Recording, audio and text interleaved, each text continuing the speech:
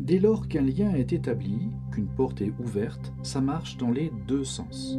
Plus ces portes sont intégrées dans nos habitudes, et plus facile est le passage pour ces forces. Il faut faire attention à ne pas voir des portes ouvertes partout.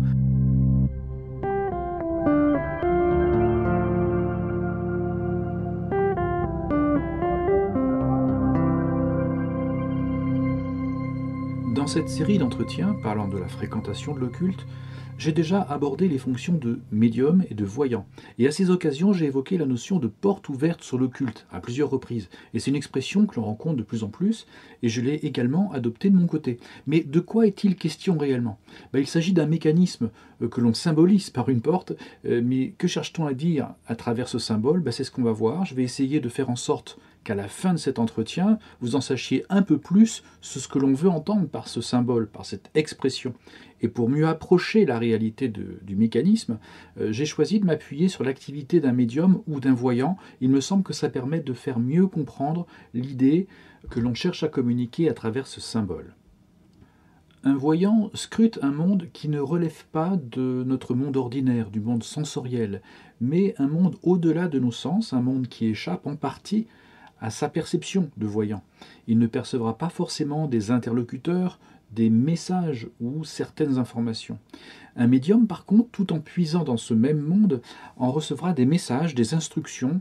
Il y aura peut-être la notion d'interlocuteur ou d'intelligence qui s'adresse à lui, ou d'intention qui s'adresse à lui.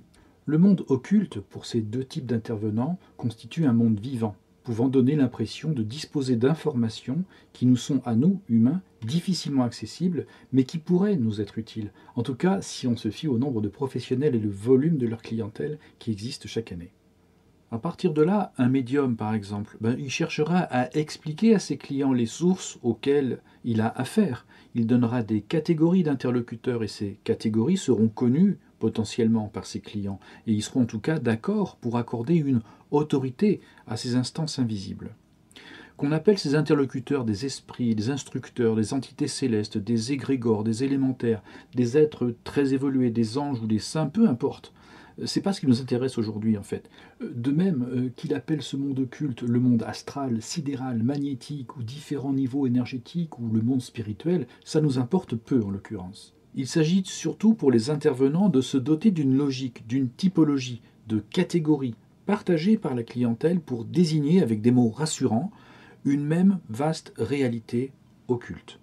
L'intervenant a engagé sa volonté, son intelligence et expose sa conscience à ces influences-là dont il reçoit les messages. Là, vous comprenez que l'intervenant, en accordant à ce monde occulte une autorité, en y trouvant du sens, un intérêt, ouvre sa conscience, il ouvre aussi une porte subjective, et il le fait volontairement. Il établit un lien pour y puiser des flashs pour le voyant et recevoir des messages ou instructions pour le médium, c'est-à-dire il en fait commerce. Le principe d'une porte occulte est donc facile à comprendre. Il s'agit d'avoir ouvert la porte de son être, de sa conscience, de sa volonté, pour en retirer quelque chose. Dans ce cas-là, la porte a été ouverte en se prêtant à l'activité de voyance ou de médiumnité. En immergeant une partie de sa conscience dans le monde astral, spirituel, inconscient collectif, énergétique ou autre, il rend son psychisme perméable à ces dimensions-là. Il ouvre une porte, il perçoit, il établit un lien, mais il est perçu. Il sollicite des informations et il fait commerce. Le lien est établi. Dès lors qu'un lien est établi, qu'une porte est ouverte, ça marche dans les deux sens. Donc, lien occulte ou porte occulte, ça correspond à une même réalité. Des forces, des intentions, des énergies, des entités peuvent aller et venir entre ces dimensions et la nôtre, bien que tout cela se passe en dehors du monde sensoriel, notre monde réel, on va dire, de tous les jours, qui est notre monde de référence. Et c'est cela qu'il faut comprendre. La porte est ouverte dans les deux sens. Et ces mouvements, ces allers-retours se font indépendamment de nos volontés personnelles, de ce côté-ci de la réalité, si vous voulez. Dès lors que l'on a donné notre consentement, c'est-à-dire ouvert délibérément ces portes, je parle toujours de la situation du voyant et du médium, ces mouvements sont indépendants de notre volonté. plus nous ouvrons fréquemment ces portes, plus ces portes sont intégrées dans nos habitudes, et plus facile est le passage pour ces forces, ces énergies, ou ces entités, ces intentions, ces volontés, entre le monde occulte et nous. La partie de la conscience qui s'ouvre est une porte ouverte volontairement, mais une porte a été ouverte de l'autre côté pour être utilisée n'importe quand au sein de la personne, du voyant ou du médium. Il suffit que l'on ait donné son accord pour que ces forces colonisent notre vie biologique ou physique ou émotionnelle, sans même que la personne ne s'en aperçoive.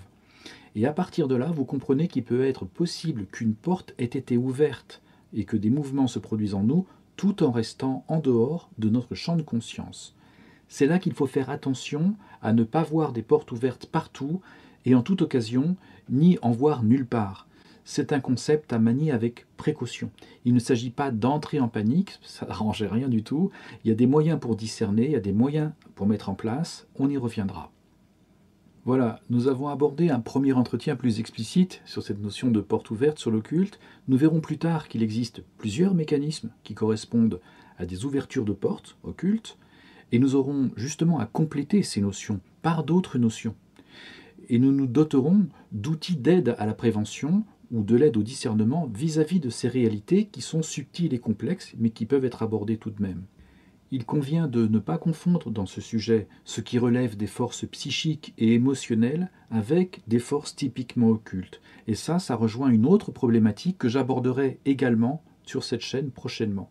Et bien justement, d'ici là, pensez à vous abonner, à liker cette vidéo ou à partager tout ce qui est fait sur cette chaîne si vous trouvez son contenu intéressant. Donc je vous dis à bientôt.